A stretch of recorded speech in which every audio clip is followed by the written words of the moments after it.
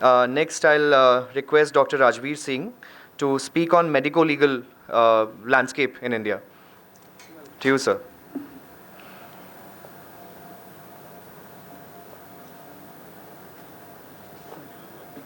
नहीं, आप जनरली बोलो, 20 मिनट है आपके पास, मेडिकल पे, लीगल पे, जो भी आपको बोलना। सभी को सादर प्रणाम।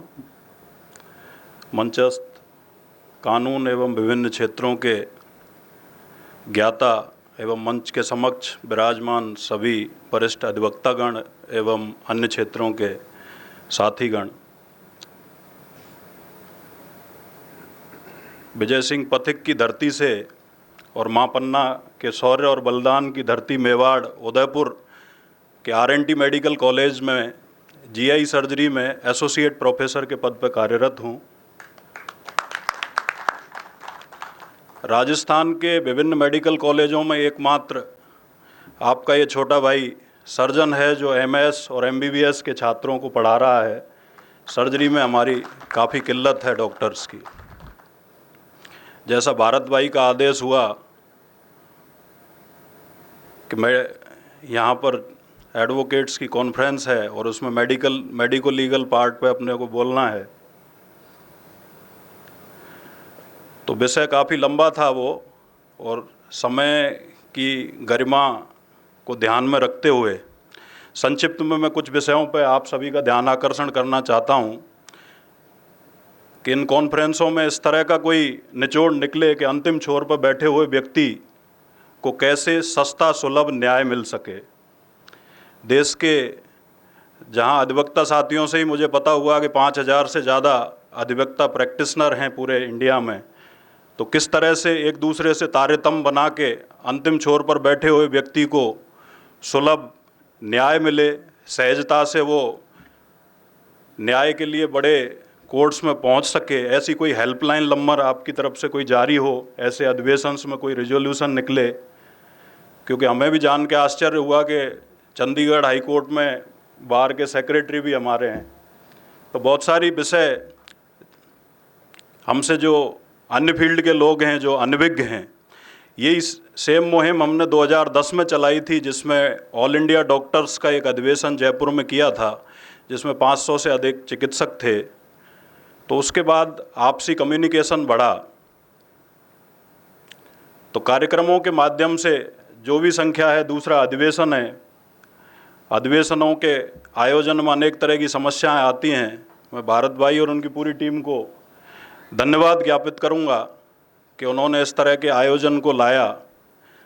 इसमें अन्य फील्ड के एक्सपर्ट्स के माध्यम से किस तरह से मेडिको लीगल चैलेंज हैं, किस तरह से इंजरीज के टाइप हैं, काफ़ी बड़ी स्लाइड्स के साथ में आया था जिसमें उस विषय को रखा जाता। समय का अभाव भी है। एब्रेजन, लेसरेशन, गनशॉट इंजरी, किस तरह से आप उनका टाइम इंटरवल कैलकुलेट कर सकते हैं, किस तरह से आइडेंटिफाई कर सकते हैं। हालांकि ये पार्ट जूरिस्ट का है, पर अधिवक्ताओं को भी किस तरह से उस चीज़ का लाभ मिल सकता है कि कितनी देरी से इंजरी हुई है, कितनी डेप्थ की इंजरी को किस टाइप की इंजरी कहेंगे, गन शॉट की कितनी डिस्टेंस से गोली गई है, तो वुंड देख के भी हम आइडेंटिफाई कर सकते हैं।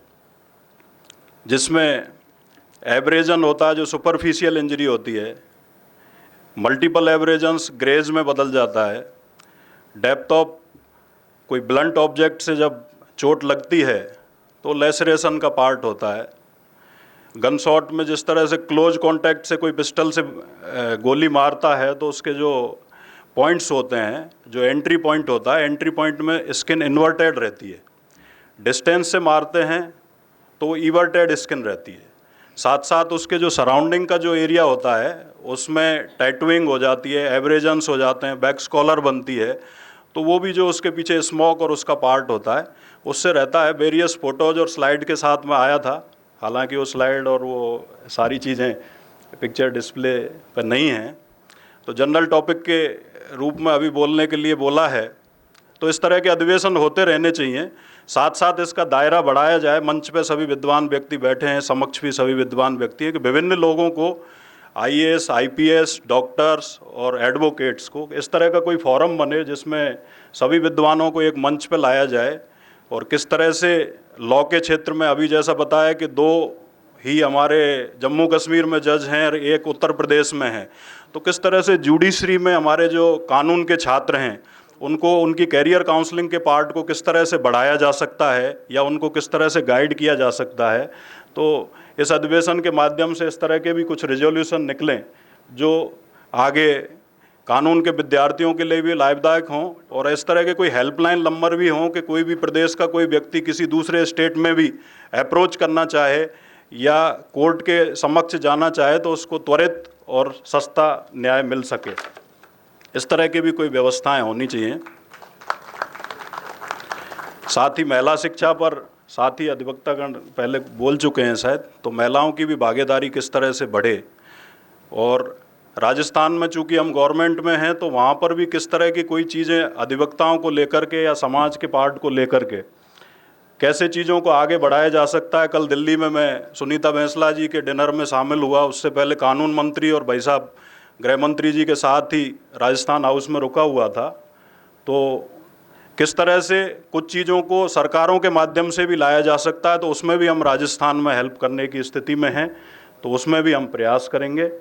आप सभी ने उदयपुर से मैं आया, इतनी दूर से बुलाया, इस कार्यक्रम में आपके बीच में आप सभी के दर्शन लाभ, आप सभी से परिचित होने का अवसर दिया, इसके लिए मैं तहे दिल से शुक्रगुजार हूँ, आभार प्रकट करता हूँ।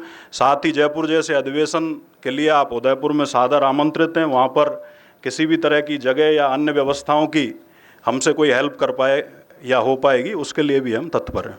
धन्यवाद। Sir, please be on the stage. आप सीट है